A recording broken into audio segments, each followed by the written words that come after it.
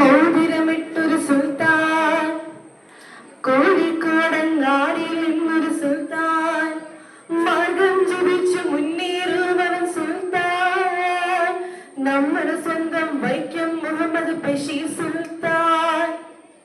പ്രിയപ്പെട്ട അധ്യാപകരെ, കൂട്ടുകാരെ, എല്ലാവർക്കും എന്റെ സ്നേഹവന്ദനം. ജൂലൈ 5 വൈക്കം മുഹമ്മദ് ബഷീർ എന്ന ബീപ്പിൾ സുൽത്താന്റെ ഓർമ്മ ദിനം. പ്രകൃതിയെയും മനുഷ്യരെയും മൃഗങ്ങളെയും എല്ലാം ഒരുപോലെ കാണുന്ന അദ്ദേഹത്തിന് ജീവിതത്തിന്റെ അവസാന നാളുകൾ പ്രശാന്തിക്ക് വേണ്ടി എത്തുന്നത് എവിടെയാണെന്നോ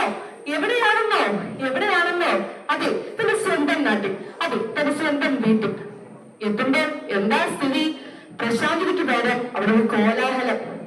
ആ വീടിന്റെ കുടുംബ പശ്ചാത്തലത്തിൽ എഴുതിയ ഒരു അനശ്വരമായ കൃതിയാണ് പാത്തുമ്മയുടെ ആട്. ബ്രാഹ്മിന്റെ ലോകങ്ങൾ താണ്ടി വരുന്ന ഏകാഗ്രതയുടെ തീരങ്ങൾ കണ്ടു, ബ്രാഹ്മിന്റെ ലോകങ്ങൾ താണ്ടി വരുന്ന ഏകാഗ്രതയുടെ തീരങ്ങൾ കണ്ടു. അതെ, ഒരു മാനസിക തലച്ചതിന് ശേഷമാണ് അതുകൊണ്ട് സ്വന്തം നാട്ടിൽ, സ്വന്തം വീട്ടിൽ എത്തിച്ചേരുന്നു. ഞാൻ പറഞ്ഞതുപോലെ തന്നെ അവിടെ പ്രശാന്തിക്ക് പകരം കോലാഹലമായിരുന്നു. ഉമ്മ, അനിയന്മാർ, അനിയത്തിമാർ, അവിടെ ഭർത്താക്കന്മാർ, ഭാര്യമാർ, കുഞ്ഞുങ്ങൾ, പോരാത്തത് അവരുടെ പശു, പട്ടി, കോഴി എന്നിവയെല്ലാം. എന്നാൽ ഈ കൃതിയിലെ പ്രധാന നായിക ഇവയൊന്നുമല്ല. ആരാണെന്നോ അതെ, നമ്മുടെ പാത്തുമ്മയുടെ ആട് തന്നെ. അതെ, ആ ആട് തന്നെ. കണ്ണുമ്പിൽ കാണുന്ന എന്തും വിശപ്പിന്റെ വിളി കാരണം അകത്താക്കുന്ന ആ ആട് തന്നെ. ഉമ്മരത്തെ ചെടികൾ, ബഷീറിന്റെ പുസ്തകം, പേപ്പർ, പോരാത്തവര് ആ ചാക്കിൽ കെട്ടി വെച്ച വഴുതനങ്ങ വരെ അകത്താക്കും.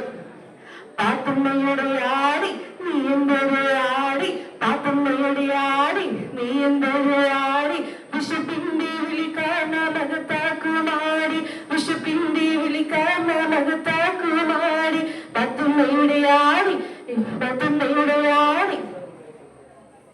വീട്ടിലെല്ലാവരും ബഷീറക്കയുടെ കയ്യിൽ നിന്നാണ് പൈസ വാങ്ങുന്നത്. ഉമ്മായിക്ക് നെയ് വേണം, അനിയത്തിമാർക്ക് കാശ് വേണം, അങ്ങനെ. എന്നാൽ പേപ്പർ തിന്നുന്ന ആടിനെയോ തന്നെ ശല്യം ചെയ്യുന്ന വീട്ടുകാരെയോ അതിനൊന്നും ഒരിക്കലും വെറുക്കുന്നില്ല. പ്രകൃതിയും മനുഷ്യനും മൃഗങ്ങളും എല്ലാം ഇണിഞ്ഞു ചേരുന്ന വീട് ഈ ഭൂമിയുടെ ചെറിയൊരു പതിപ്പായിരുന്നു. മനുഷ്യർ മാത്രമല്ല, പ്രകൃതിയിലുള്ള എല്ലാ ജീവജാലങ്ങളും ഈ ഭൂമിയുടെ അവകാശികളാണെന്ന് അദ്ദേഹം തിരിച്ചറിയുന്നു. കാക്കയ്ക്കും പൂച്ചയ്ക്കും ആടിനും പട്ടിക്കും ഒരുപോലെ ഇടമൊരു ഭൂമി, കാക്കയ്ക്കും പൂച്ചയ്ക്കും ആടിനും പട്ടിക്കും ഒരുപോലെ ഇടമൊരു ഭൂമി. കൂട്ടുകാരെ, ഇനി ഞാൻ നിങ്ങളോട് പറയാൻ പോകുന്നത് നമ്മുടെ സമകാലിക പ്രസക്തിയെ കുറിച്ചാണ്. ഈ കൃതിയുടെ ഒരുപക്ഷെ ബഷീറിനുണ്ടായിരുന്നെങ്കിൽ നമ്മൾ ഈ ലോകം കൊണ്ട് അല്ലെങ്കിൽ എന്ത് പറയുമായിരുന്നു? കാടുകൾ വെട്ടിത്തെളിക്കുന്നു, മൃഗങ്ങളെ തുരത്തുന്നു. ഒരു കാക്കയ്ക്കോ പൂച്ചയ്ക്കോ വെള്ളം കൊടുക്കാൻ മടിക്കുന്ന ലോകത്താണ് നമ്മൾ ഓരോരുത്തരും ജീവിക്കുന്നത്. മനുഷ്യർ സ്വാർത്ഥരാണ്, പരസ്പരം സ്നേഹിക്കാൻ മറന്ന മനുഷ്യർ. ഒരുപക്ഷെ ബഷീർ ഉണ്ടായിരുന്നെങ്കിൽ ആ കോൺക്രീറ്റ് കാടുകൾക്കുള്ളിൽ, അടച്ചിട്ട ഫ്ലാറ്റ് മുറിക്കുള്ളിൽ ഉറക്കി പൊട്ടിച്ചിരിക്കുന്നതായിരിക്കും.